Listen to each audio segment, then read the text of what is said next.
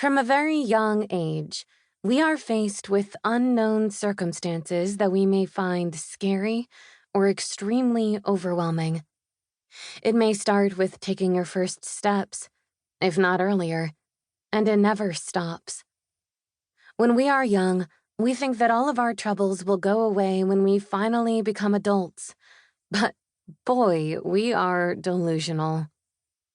There is a term I use that might not sound ladylike, but it gets the point across very well. The term is a library of crap, or a library of punches if you are into boxing and not so much into borderline swearing. We accumulate this library. We hear stories from our parents and grandparents. We face our challenges, and over the years, we broaden our horizon of extremely unpleasant situations.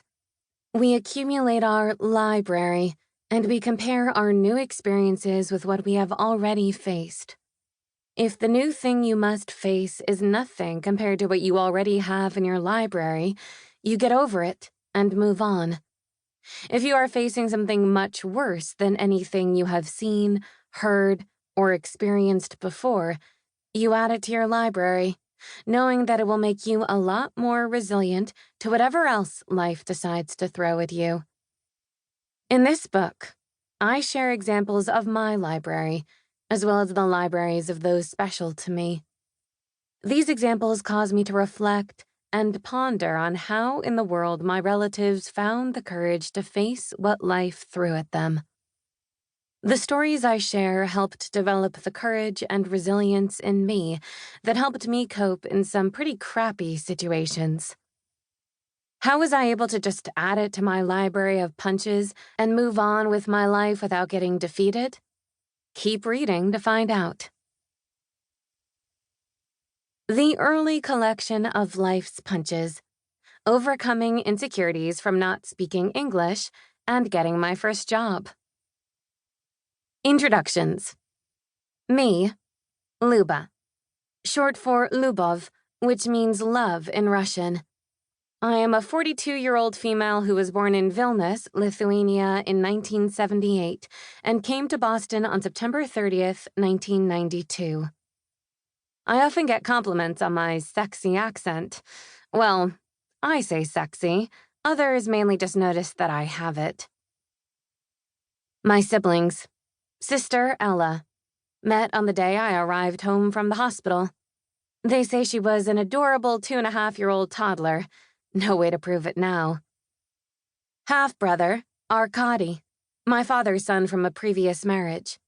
Met when I was 9 years old, and he was 16. I was never that child who got straight A's and was on top of all the schoolwork or chores. I was a good kid, and if my dad asked me to wash the dishes or sweep the floor, I would not dare say no to him. But my parents didn't actually ask much of me.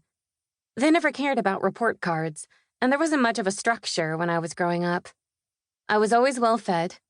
My dance teachers back in the day might have argued I was fed too well, and there were enough clothes to look as decent as the rest of the kids I knew. For some of my friends, there were rules like you come home, wash your hands, change out of your street clothes, eat, do your homework, and only then you could hang out with friends. In our house, there was none of that. I never had to force myself to do anything hard. As I went through immigration, things changed somewhat. Perhaps that is when my happy and naive childhood began to transition to reality, but I still didn't see my life as a difficult one. Yes, I was made fun of on a few occasions in school because I didn't speak English, and I cried into my pillow pretty much every night for the first 3 years.